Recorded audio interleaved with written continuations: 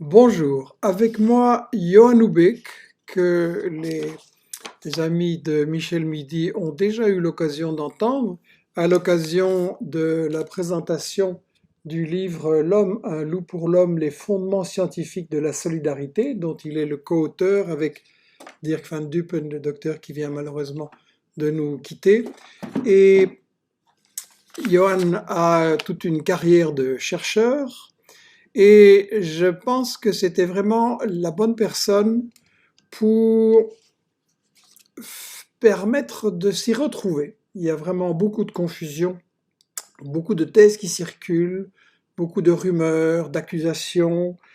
On va parler aujourd'hui d'une série de thèses qui circulent beaucoup sur Internet, particulièrement le virus qui serait échappé d'un laboratoire avec le professeur Montagnier qui a spectaculairement lancé cette thèse, avec la Chine qui nous cacherait l'essentiel, avec l'OMS, l'Organisation mondiale de la santé, qui est accusée à la fois d'être complice de la Chine, à la fois complice de Trump, avec l'affaire de la chloroquine et les thèses sur une cabale contre le professeur Raoult pour étouffer la découverte d'un remède simple, et en même temps on parlera du pharma business, bien entendu.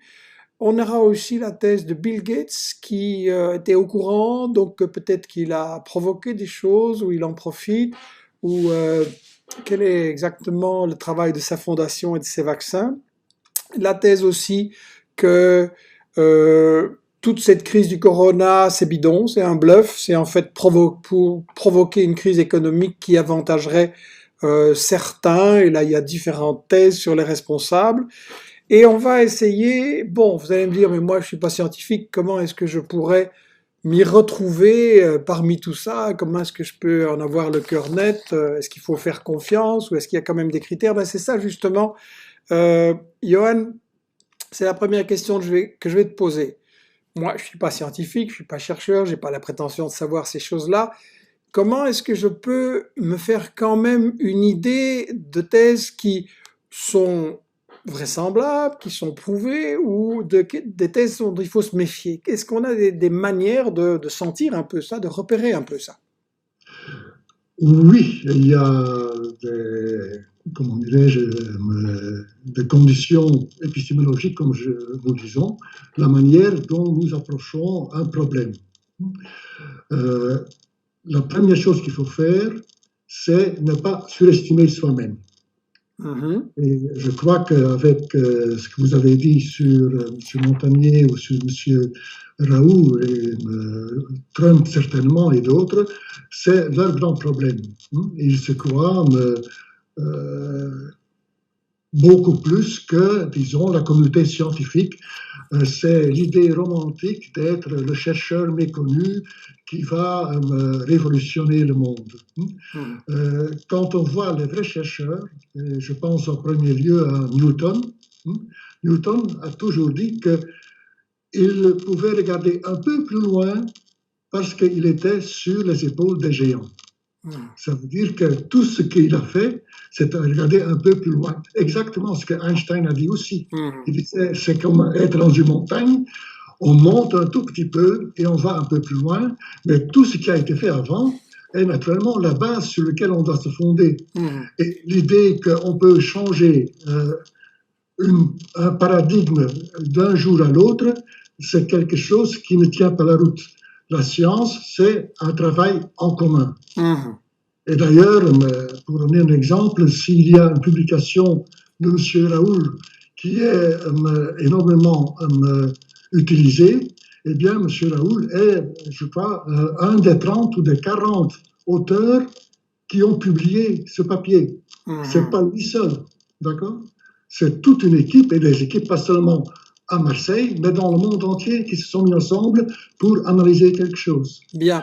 Donc, Pardon, Yann, quels sont les trois critères qui, selon toi, permettent de vérifier si une information a des chances d'être vraie sur le plan scientifique, ou si au contraire il faut se méfier? Quels sont les critères?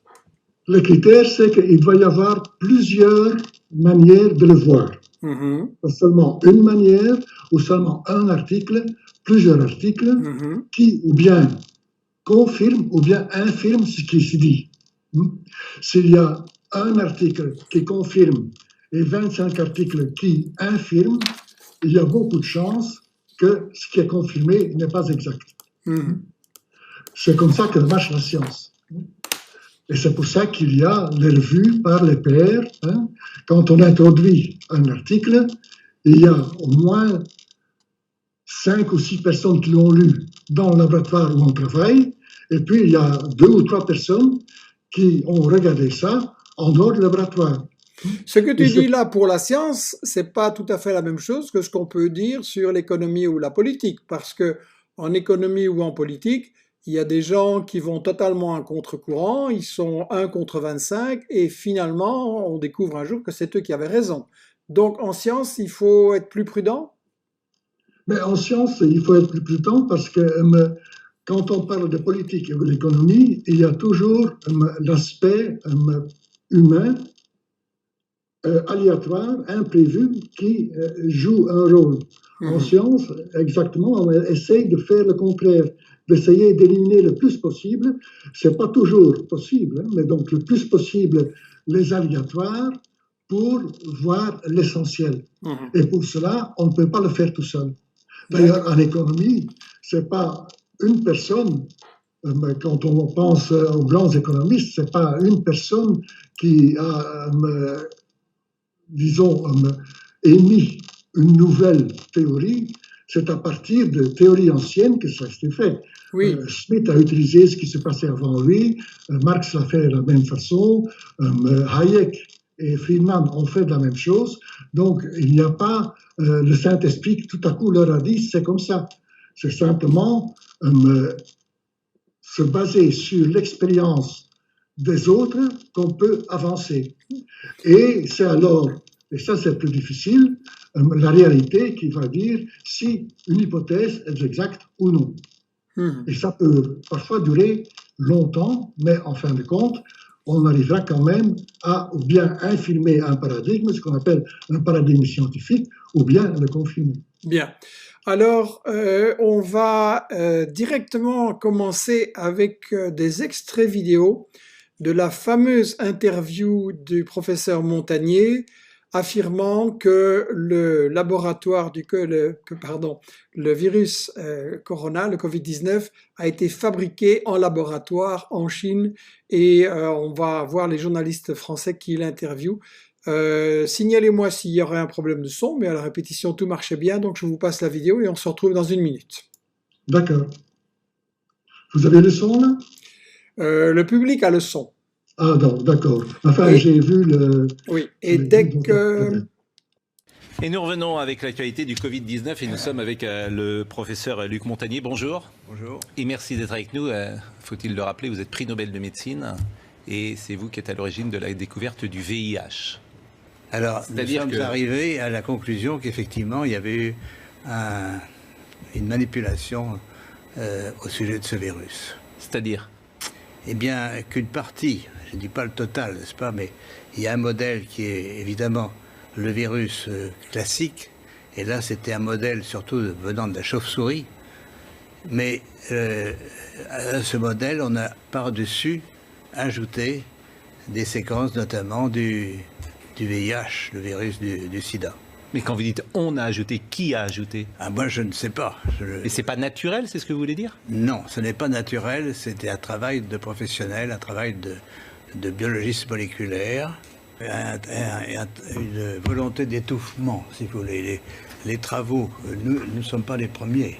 Hein. Un groupe de chercheurs indiens, très renommés, avait publié la même chose.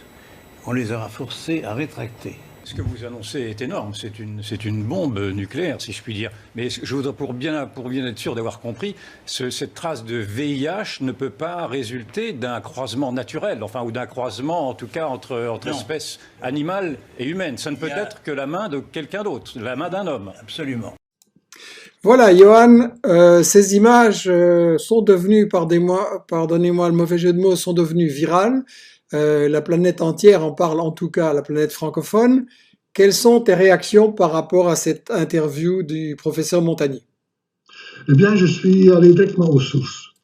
Donc, j'ai étudié les deux articles dont tu fais écho. Le premier article, les Indiens.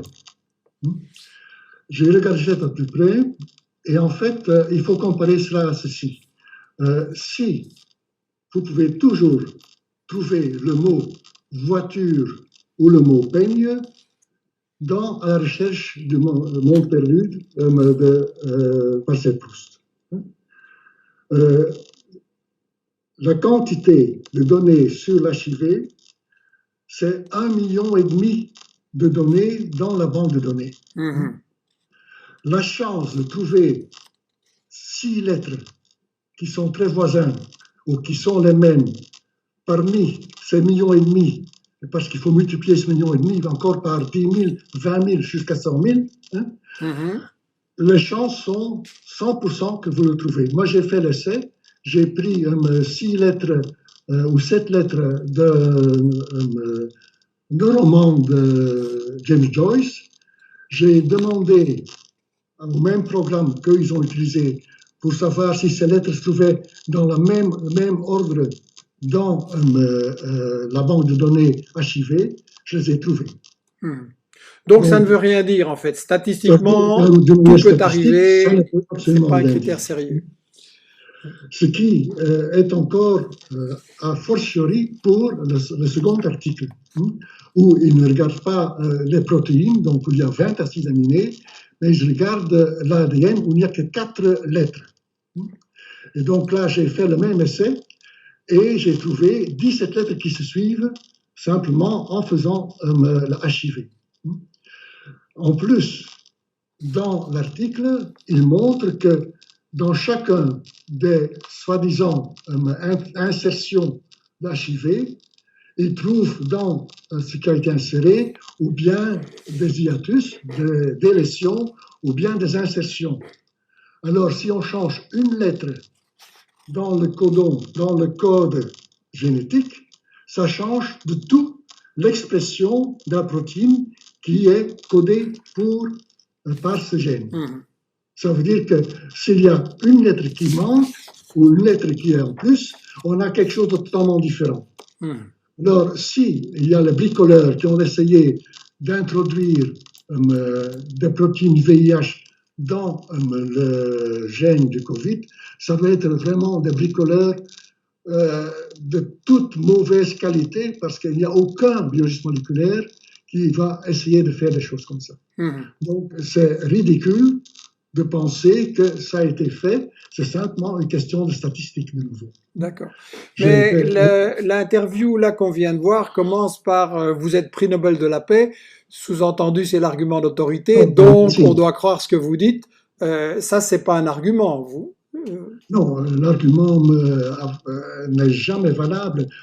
Si il y a, et ça se fait aussi, Monsieur Watson, qui est le grand inventeur ou découvreur de la double hélice, quand il dit qu'il ne faut pas donner de l'argent en Afrique parce que les Noirs ne sont pas capables de gérer, eh bien, même s'il a trouvé la double hélice, c'est un ridicule complètement idiot parce que ça n'a rien à voir avec la génétique. Oui. Et donc, je ne sais pas, M. Montagnier est virologue, il n'est pas chimiste de protéines, il n'est pas immunologiste. C'est quand même étonnant qu'il a passé à côté de ces choses qui sont tout à fait naturelles pour n'importe quel biologiste moléculaire ou chimiste de protéines. Oui. Alors, il n'y a pas seulement Montagnier, il y a beaucoup de gens qui ont lancé des idées là-dessus, notamment dans l'émission, on parle de Pompeo, Mike Pompeo, le ministre des Affaires étrangères des États-Unis, qui a dit « Nous menons une enquête exhaustive sur tout ce que nous pouvons apprendre sur la façon dont ce virus s'est propagé, etc. » Il y a eu Trump, il y a eu une série d'autres personnes, et là, on voit que clairement, du côté des États-Unis, on a envie d'accuser la Chine. Oui, mais de quel droit M. Trump ou M. Pompeo, qui ne sont pas quand même, pour autant que je sache, des biologistes moléculaires, peuvent comme ça donner des indications ou de donner des nouvelles qui ne sont pas fondées sur la science. Et la science, non seulement la science américaine, la science en Angleterre et dans différentes parties du monde, ont clairement indiqué que ce virus est venu à Wuhan. On ne sait pas très bien, certainement pas par une manipulation, probablement à partir de la Chine du Sud et la contamination par des chauves-souris qui sont porteurs de virus et peut-être un mélange de virus de chauve-souris et de pangolin. Comment ça s'est fait? On ne sait pas directement. On sait qu'avec le SARS, ça s'est fait par la densité de l'élevage industriel et la présence en même temps d'animaux sauvages qui naturellement augmente la probabilité qu'il y a des échanges et qu'il y a un nouveau mutant qui se forme et qui peut être pathogène. Alors justement, dans la communauté scientifique, pour préparer l'émission, je me suis un peu documenté, j'ai lu quelques études, notamment une étude très intéressante d'un chercheur belge qui s'appelle Éric Muraille à l'Université libre de Bruxelles, qui est titré « Rien ne prouve que le coronavirus a été créé en laboratoire, les dessous de l'infodémie sur le Covid-19 ». Il évoque, lui, trois hypothèses qui circulent, trois rumeurs qui circulent. La première, c'est la fameuse rumeur, c'est le labo de niveau 4 de Wuhan.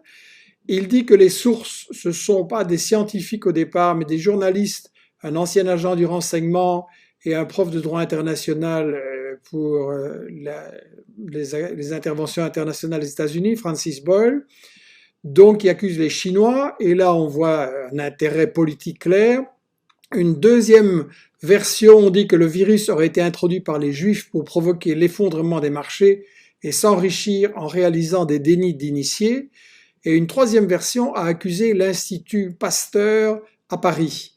Donc, le même fantasme est recyclé avec différentes variantes.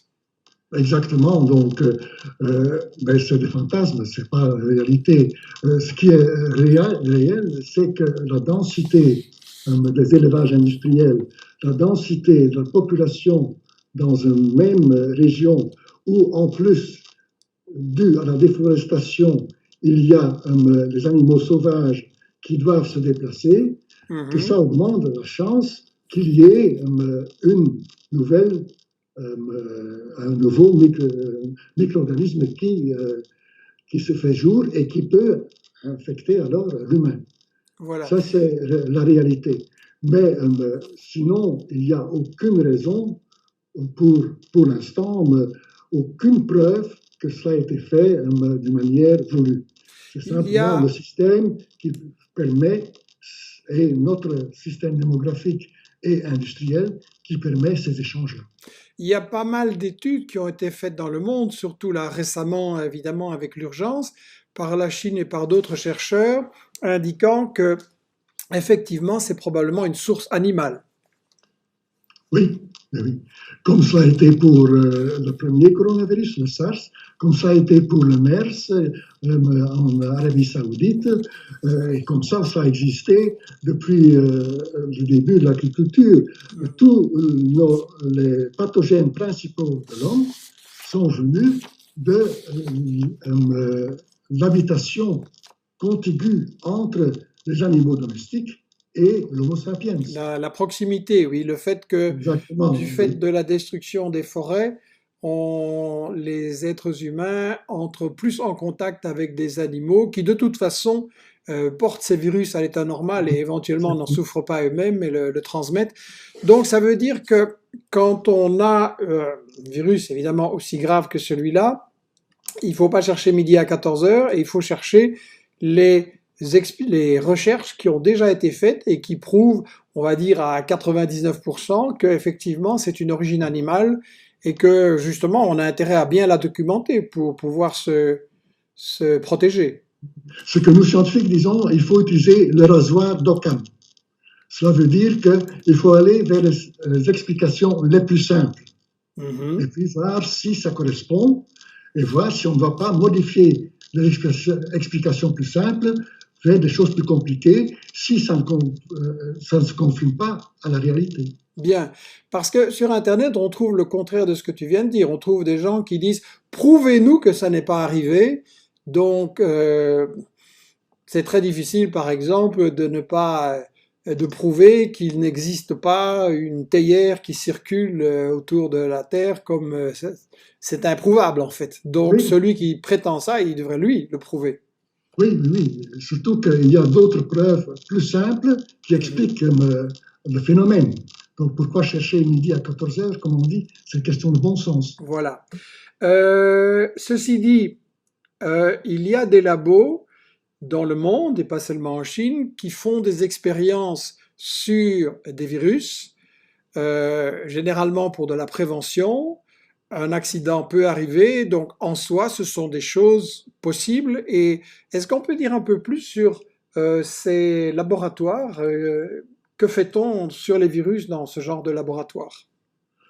Mais les quelques exemples que je connais, c'est le CDC, donc le grand laboratoire aux États-Unis, qui a fabriqué ou qui a remis en circulation, disons, en cellule du moins, in vitro, le virus de la grippe espagnole, Mhm. pour Oui. savoir pourquoi il était si dangereux. Donc c'est la grippe qui a sévi juste après la Première Guerre mondiale, qui a tué au moins 20 millions de morts. Et donc on l'a carrément recréé en labo pour pouvoir l'étudier. Arrêté, on l'a sorti des cadavres, ou sorti, disons, le Mhm. code génétique à partir des cadavres des gens qui ont été, qui sont morts de cette maladie, et Oui, on essaie de la restituer. Parce que c'est un d'accord. virus, donc avec le gène, on peut reproduire dans une cellule, qu'elle soit humaine ou qu'elle soit d'autres animaux, le virus. C'est ce qu'on a fait. L'autre est beaucoup plus simple. C'est en Australie, vous savez qu'ils ont énormément de problèmes avec les lapins sauvages. Et donc, ils ont trouvé la solution en introduisant un virus qui s'appelle, ou qui donne ce qu'on appelle la myxomatose. Donc, Oui, c'est un virus qui donne l'hémorragie dans le lapin et qui le fait mourir. Et donc, ils ont introduit ça dans la nature pour éradiquer les lapins. mhm. Mais ils ont été assez intelligents pour d'abord faire un vaccin qu'ils ont distribué aux gens qui élèvent des lapins. D'accord. Et comme cela, ils ont diminué le nombre de lapins sauvages sans s'attaquer aux lapins d'élevage. D'accord. On va aller, avant de poursuivre, on va aller 2 minutes vers les questions du public et les remarques. Une petite seconde. Euh, une question. Le Covid attaque les globules rouges, l'oxygène donc dans le sang. D'où les Ben, thromboses discriminées dans les organes des poumons. Oui, la question n'est pas très claire. Je ne sais pas si toi tu la comprends mieux que moi. je ne crois pas qu'elle attaque les globules sanguins. Elle attaque beaucoup de cellules, ça c'est vrai, mais surtout les cellules sur les parois des poumons, des veines, etc., etc. Parce que là, il y a un récepteur. Sur les globules rouges, il n'y a pas de récepteur pour le virus. Donc, ce serait étonnant qu'il puisse entrer dans les globules rouges. Mhm. Alors, une remarque d'un ami arabe qui dit Montagnier n'accuse pas la Chine. Il a dit que les États-Unis ont financé des recherches dans ce laboratoire chinois. Il ne dit pas effectivement, il n'accuse pas la Chine, mais il est utilisé par des journalistes qui sont en train de faire le procès de la Chine, tout comme M. Pompeo et Trump aussi. Donc, c'est quand même un contexte. On a quelqu'un. Oui, ça c'est sur l'économie, on la prendra un peu plus tard. On va continuer. Alors, 2 minutes encore sur ce labo, ce fameux labo de Wuhan là qui sème la panique, ou à propos duquel on fait semer la panique. On a ici des images. On a ici un chercheur qui justement dans ce labo utilise des échantillons et fait des expériences. Donc, est-ce que on a raison de lancer l'idée que ces laboratoires sont très dangereux et que c'est contre notre santé, et est-ce qu'on a raison de faire peur avec tout ça? C'est typiquement l'arrogance occidentale, hein, parce que il y a eu des accidents aussi aux États-Unis, avec l'anthrax, si vous vous rappelez, qui est sorti de Fort Detrick. Donc, il y a eu des morts, mais on n'en parle pas, parce que c'était un biologiste qui l'avait fait sortir, etc. Donc, ça peut arriver n'importe où, et je crois que les précautions que tout le monde prend sont les mêmes, qu'ils soient en Chine, qu'ils soient aux États-Unis, qu'ils soient en Europe. Ce sont des gens compétents qui travaillent là-dessus et qui font attention. Donc, directement dire « Oh oui, mais c'est parce qu'ils sont chinois qu'ils sont médiocres », ça c'est typiquement l'arrogance occidentale. Parce que, sincèrement, j'ai eu des étudiants chinois dans mon laboratoire et je peux dire qu'ils sont loin d'être médiocres. Au contraire, j'étais parmi les meilleurs. Bien. On va passer maintenant aux accusations contre l'Organisation mondiale de la santé, dont on voit ici les bâtiments, et on a accusé l'Organisation mondiale de la santé d'être complice des Chinois pour étouffer les données, qu'en réalité il y avait beaucoup plus de contamination, de morts, que c'était pas sous contrôle, etc. Même si on entend ça un peu moins maintenant. On dit aussi que l'OMS est complice de Trump et des multinationales. Donc, comment s'y retrouver dans tout ça? Oui. Je dirais, d'ailleurs, aujourd'hui, je crois que le directeur de l'OMS a donné une bonne réponse. Il a dit « Nous avons prévenu tout le monde le 29 janvier. Et rien n'a été fait. Donc, s'il y a eu une erreur, c'est au gouvernement, principalement en Europe et aux États-Unis, qu'incombe la faute, et pas aux Chinois. Le premier mort chinois était le 31 décembre. Le 19 janvier, ils ont envoyé le génome complet du virus au monde entier. Donc, tout le monde avait ce qui était nécessaire en main pour prendre ses précautions. Ils ont fait, si ce virus s'était, disons, pour la première fois montré au Brésil, je vous garantis que la dimension qu'a pris cette pandémie aurait été d'un autre caractère. Oui. Parce qu'ils n'avaient pas les moyens simplement physiques et scientifiques, surtout avec un monsieur comme Bolsonaro comme président, pour enrayer ou pour essayer d'identifier ce qui était la cause de cette maladie. Donc il y a eu une chance justement que c'est arrivé en Chine et pas au Brésil ou au Nigeria.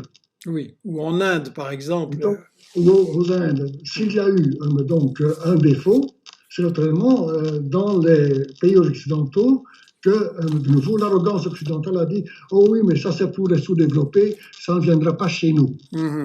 C'est typiquement comme la manière dont nos politiciens raisonnent. Donc, tu penses que ces accusations contre la Chine, c'est en fait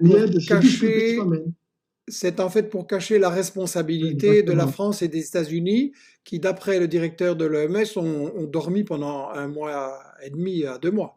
Mais en France aussi, le seul pays européen qui a été assez à temps, ça a été l'Allemagne. Oui. Et la raison est que le directeur de l'Institut Robert Koch à Berlin est un ami de Merkel. Et donc là, ça s'est passé tout de suite. Merkel a pris les choses plus au sérieux que Macron. Parce qu'elle avait quelqu'un dans lequel elle a fait confiance et qui était, donc, qui a dit il faut faire attention.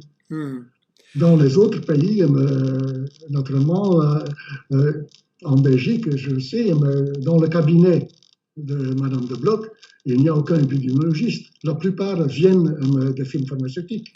Alors justement, on a parlé de l'OMS, on a parlé des conflits d'intérêts. Et le pharma business et son influence en tant que lobby sur la politique, c'est un vrai problème aussi, ça. C'est un problème très sérieux, oui, en effet. C'est un problème très sérieux. On dit que la Chine a beaucoup de pouvoir à l'OMS, mais il ne faut pas oublier qu'un des plus grands argentiers de l'OMS, ce n'est pas les États-Unis, c'est la Melinda et Bill Gates Foundation, qui est une fondation privée. Et donc là, on arrive dans des conflits d'intérêts.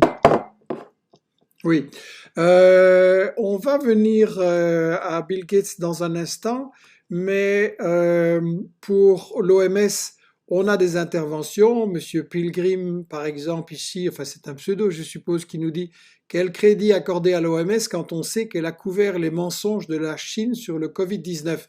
C'est une thèse qui circule beaucoup, que la Chine a menti.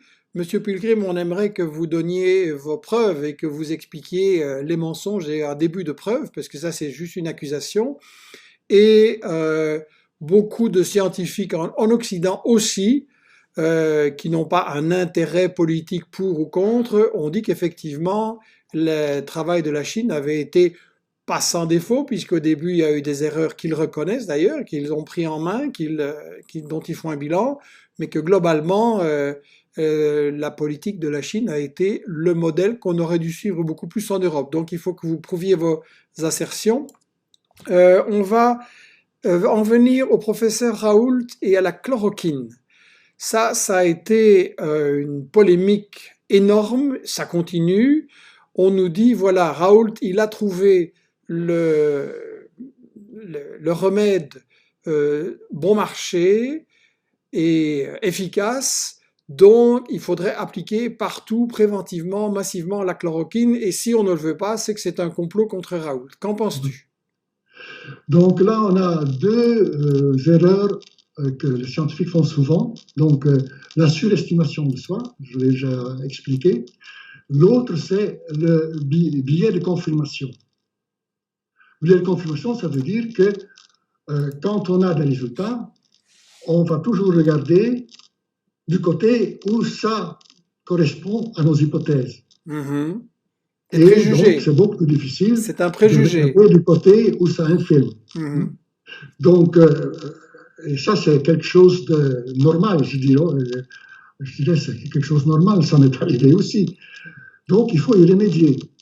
Et pour y remédier, la seule façon de le faire, c'est de discuter ces résultats avec les autres et mettre des hypothèses de travail pour faire des expériences, pour infirmer ou confirmer ce qu'on a fait, et de préférence le faire faire dans d'autres instituts, dans d'autres laboratoires qui sont moins impliqués.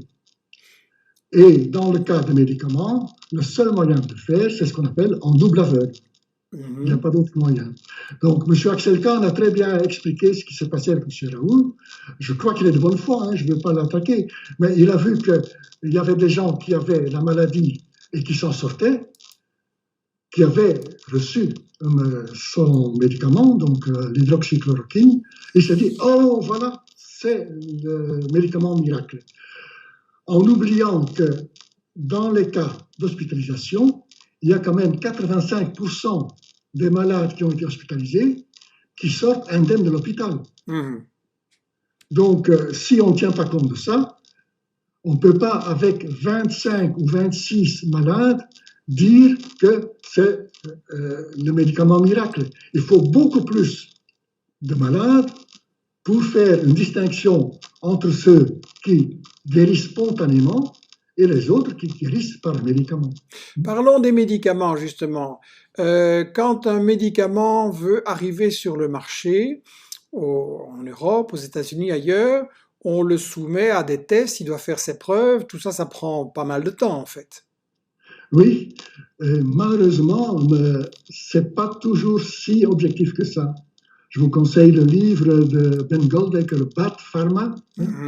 Donc, ce qui se passe, c'est que les firmes qui fabriquent les médicaments qu'ils veulent mettre sur le marché, c'est eux qui payent les cliniciens pour le tester. Quand vous recevez de l'argent de quelqu'un et vous devez dire « cela ne vaut rien », c'est pas si facile que ça. Ça, c'est la première chose. Donc si je peux dire, il faudrait que les médicaments soient testés, il faudrait que les médicaments soient contrôlés et admis par une instance totalement indépendante, vraiment publique. Oui, oui, oui. Donc, il y a eu des améliorations, parce que c'était pas seulement ça, c'était aussi la firme pharmaceutique qui faisait les analyses statistiques. Elle-même. Que c'était bon, eux-mêmes. Oui. Donc, ils prenaient les données brutes, et puis ils disaient, ces données brutes viennent de monsieur un tel qui était sur la publication, mais c'était la boîte pharmaceutique elle-même qui faisait les analyses de telle façon que ça sortait bien. Bon, ça me fait un peu penser à l'idée que les violences policières seraient contrôlées par un organisme policier et pas indépendant. Exactement. Sauf que ça, j'ai fait une blague parce qu'en réalité, c'est comme ça que ça se passe en Belgique. Quand il y a une bavure policière, c'est la police qui s'autocontrôle. J'en ai fait l'expérience il y a une vingtaine d'années. Mais donc, ça veut dire que c'est pas parce que on critique la manière dont le professeur Raoult a exagéré la possibilité que ce médicament soit positif, que du coup, on va approuver le pharma business. Il faut en fait se méfier de tout ce qui peut ne pas être d'un bon raisonnement objectif. Il y a un très bon exemple aussi. Là, il y a 15 jours, il y a eu une grosse publication, enfin, un communiqué d'une agence aux États-Unis disant que il y avait un médicament de Galéate qui marchait magnifiquement. Il avait entendu ça dans les couloirs de la clinique de Chicago. Le jour même, le Dow Jones a augmenté de 4% et Gilead a augmenté de 13%. D'accord. Donc, quand on voit une information, on doit toujours se demander s'il y a des intérêts derrière. Je continue. Hier, j'ai lu que ce médicament ne marche pas. Donc, c'était simplement un effet de bourse pour se remplir les poches et puis pour... donc, ça veut dire que c'est un conflit d'intérêts entre les boîtes pharmaceutiques et les cliniciens. Même cette dame qui était clinicienne a dit ça peut-être dans un couloir sans penser à quoi, mais ça a été directement mis en exergue pour faire monter la bourse. D'accord. Donc, ça, c'est très intéressant. Alors, nous avons Federica qui a mis là sur Internet les références du livre que tu citais. Ça s'appelle Bad Pharma de Ben Goldacre. Nous avons des interventions toujours sur Raoult. On pouvait s'y attendre. Max dit que le professeur Raoult a fait son test sur plus de 2000 personnes. Je n'ai pas vu aucune référence là-dessus. Donc, je ne sais pas où il sort, mais s'il peut me donner la référence, je serais très content de la voir. Très bien. Vous pouvez envoyer par Facebook ou par l'adresse michelmidi@investiaction.net l'information, l'adresse qui s'affichera à la fin. Véronique dit, d'accord avec vous, vous êtes expert, moi pas, mais faute d'autres traitements, est-ce qu'il ne fallait pas essayer quand même ce médicament? Et ça a été fait finalement, non? Ça a été fait, oui, mais ça a aussi ses dangers. Et ça, je viens de le lire dans Science, je crois, cette semaine-ci, c'est qu'en utilisant l'hydroxychloroquine dans beaucoup de tests, on enlève la possibilité d'autres médicaments qui sont peut-être meilleurs pour être testés. Il y a maintenant, récemment, un autre médicament qui est un anti-inflammatoire qui semble donner de bons résultats. Voilà, on discute beaucoup sur Raoult. Michel Louise indique comment expliquer que Raoult ait refait une batterie de tests en sachant ce qui lui était reproché, faible échantillon, pas de double aveugle, et qu'il n'ait pas corrigé ce qui faisait défaut à sa première batterie de tests.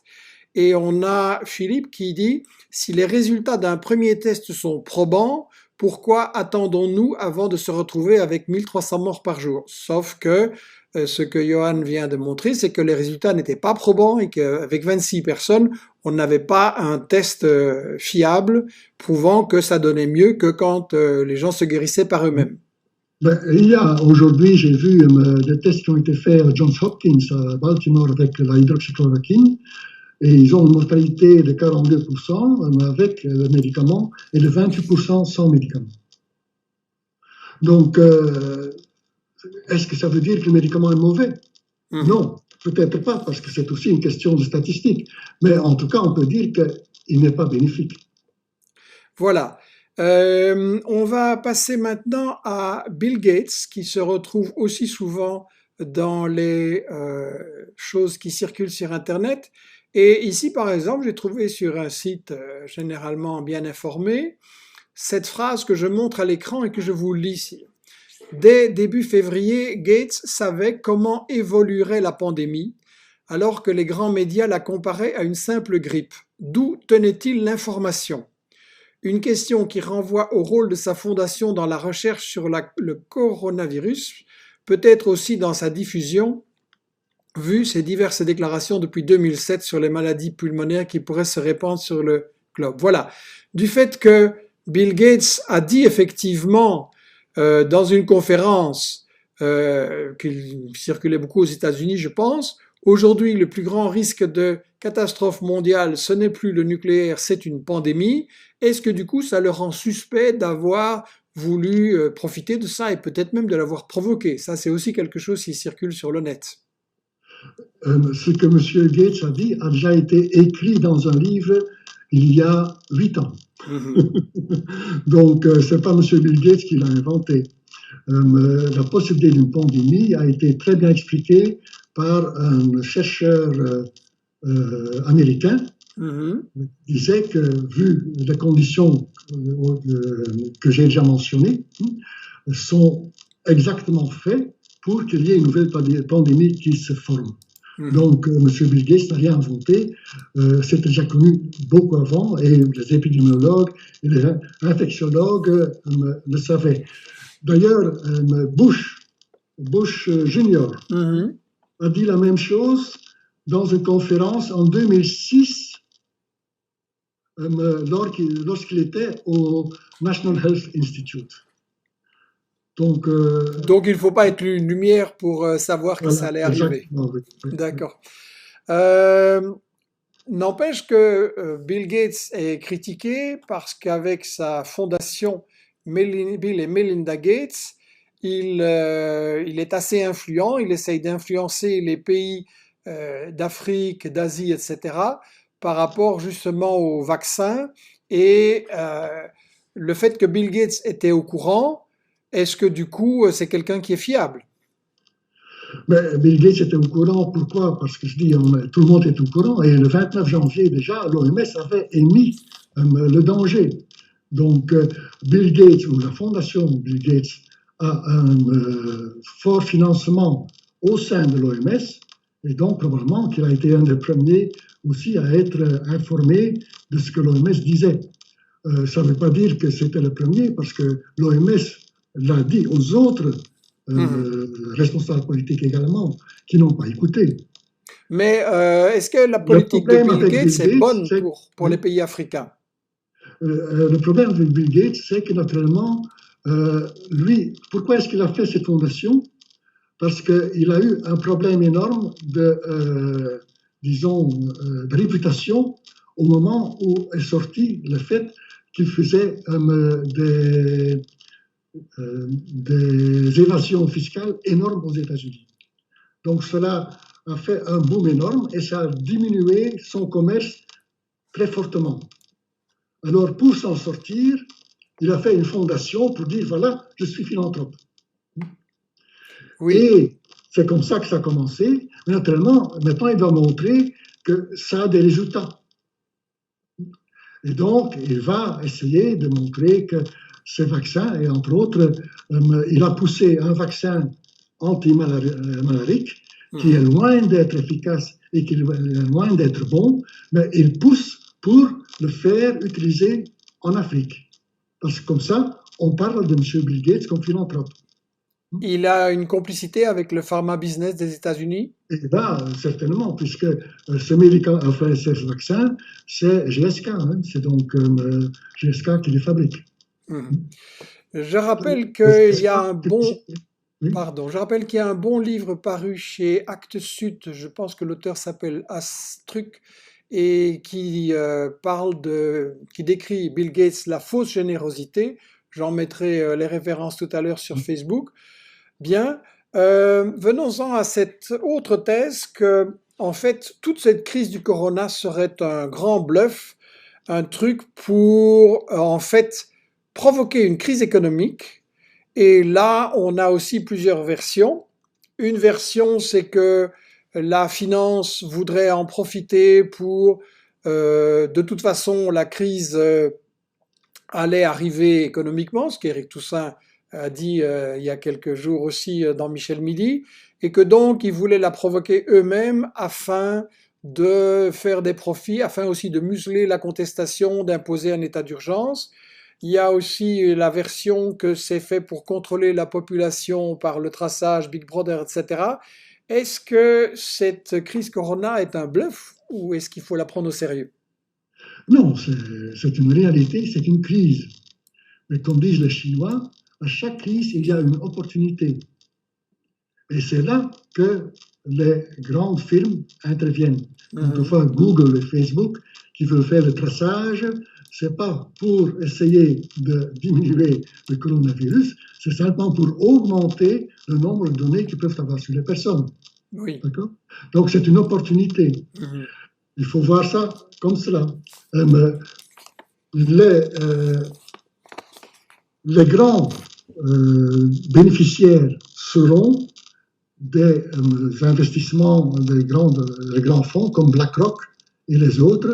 Ceux-là, ils vont en profiter certainement. Parce que naturellement, le déclenchement d'un crash bancaire était déjà prévu. Oui. Parce qu'il y avait surproduction, donc tout était prévu pour qu'il y ait un crash. Donc maintenant, comme Naomi Klein a très bien expliqué, quand il y a une crise, le capitalisme essaye d'utiliser cette opportunité pour encore accroître son pouvoir et sa puissance. Oui. Donc c'est une opportunité, c'est pas la cause de la crise, c'est pas le capitalisme.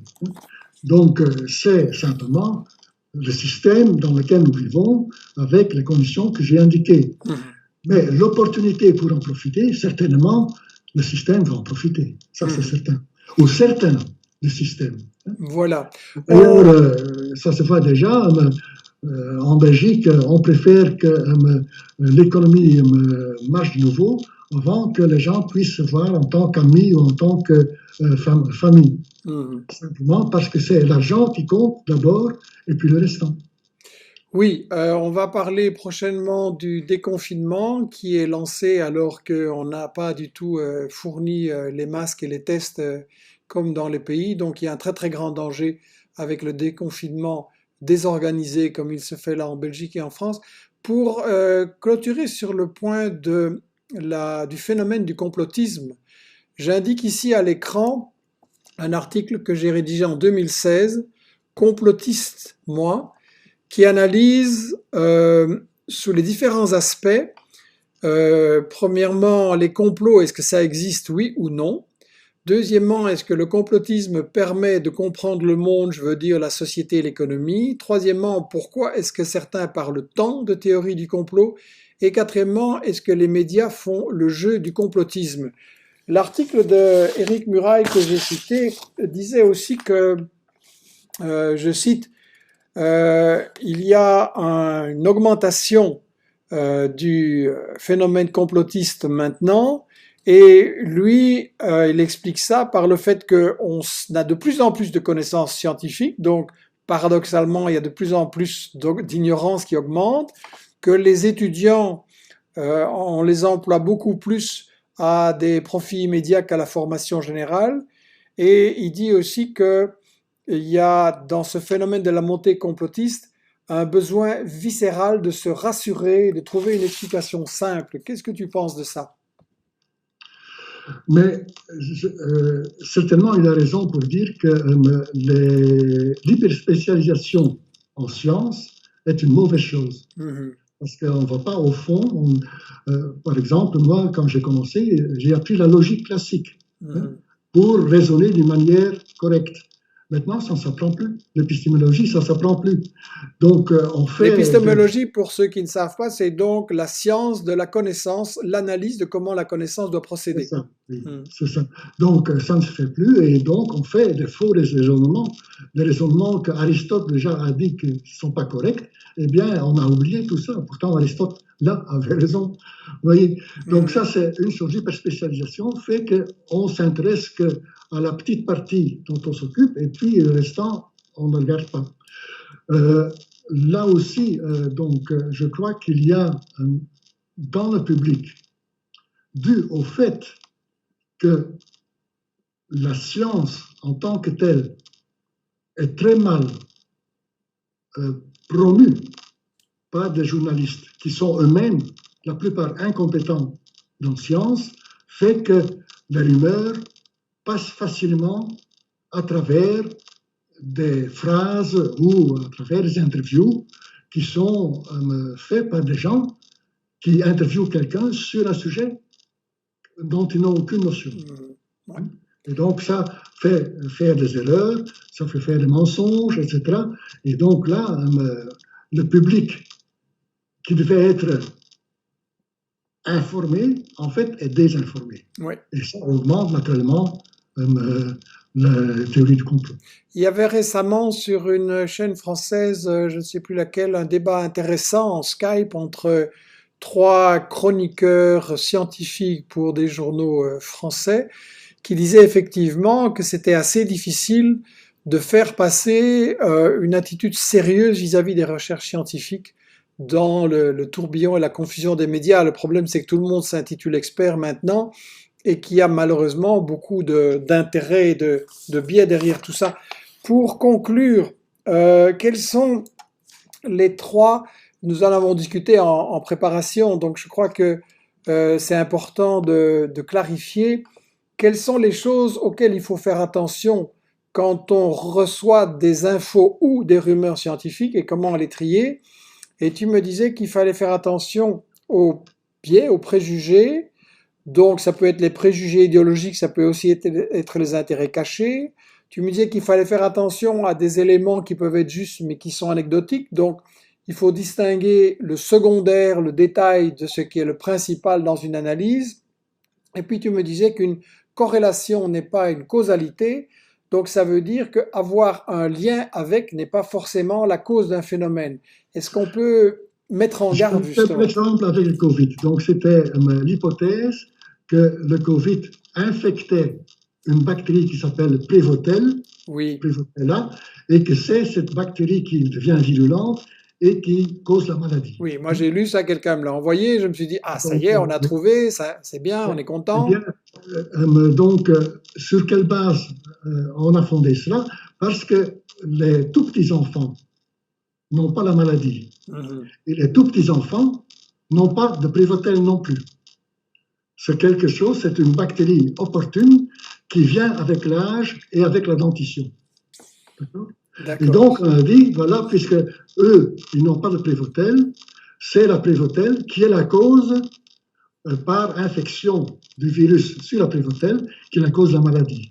Naturellement, ça n'a pas de sens, parce qu'on pourrait dire également que c'est parce que les bébés sont encore au sein maternel qu'ils n'ont pas la maladie.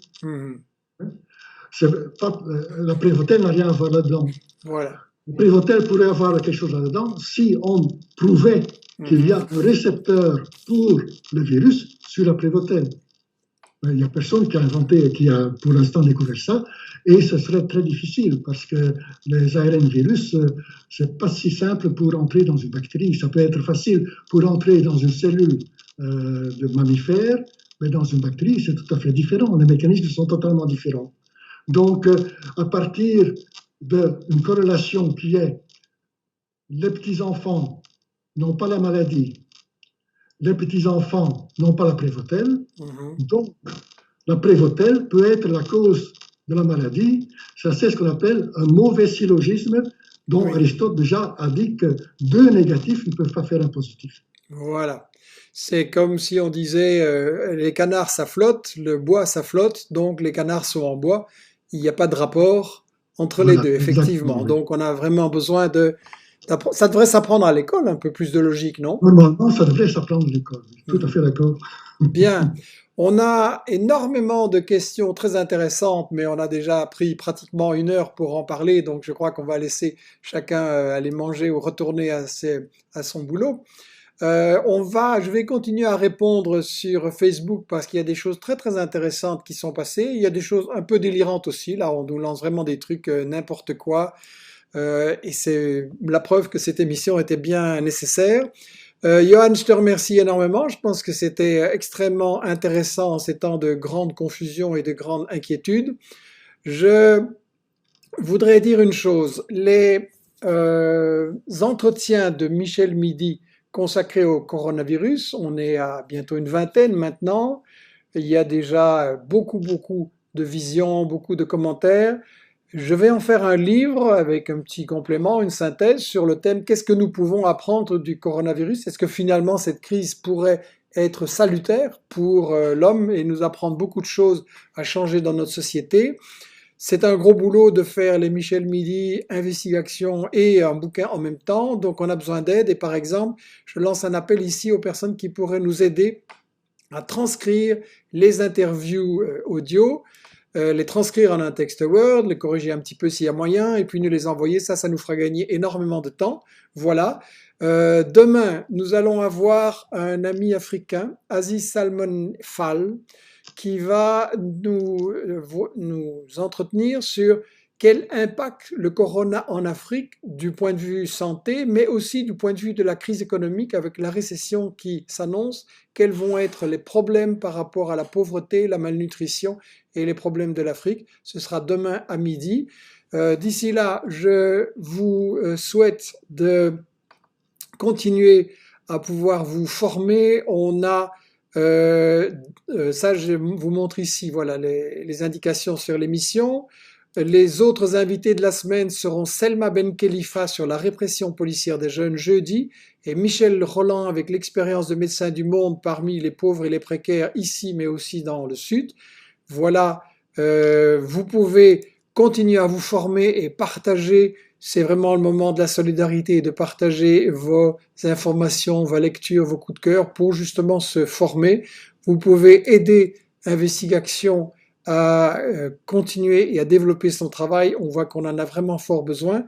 Johan, je te remercie énormément. On reste sur Facebook pour répondre encore à quelques questions et merci à toi. Au revoir.